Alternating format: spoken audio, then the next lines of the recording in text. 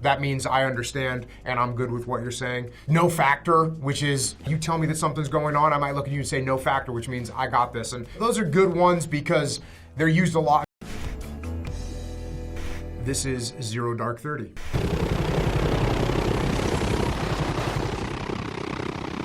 Helicopters are definitely one of the most common modes of transportation. So God bless those guys for what they did. But in a situation like this, they're traveling long distances. In Afghanistan, they used helicopters all the time.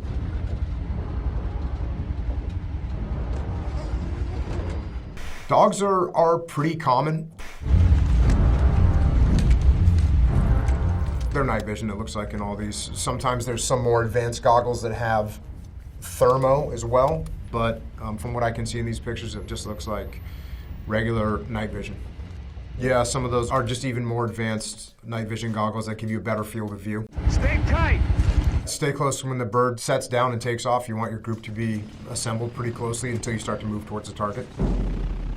I'd say one of the big misconceptions that people have of people that are in the SEAL teams is that they're some kind of superhuman individuals. You got to remember that SEALs are just people, and they train really hard, work really hard to try and be good at our jobs, but they're still people, and they're not just Terminator robots. We watch a bunch of movies of these different operations or these fictitious operations, but we got to remember that the SEALs, just like every other branch of the service, has taken massive casualties, not only in our history, but in these recent wars. So even though it might look cool, you got to remember that there's been real sacrifices made, not just by the SEALs themselves, not just by the Marines and the Army and the Air Force, but the families that are at home as well that suffer those losses and live with those for the rest of their lives. We always have to remember what the real sacrifices are.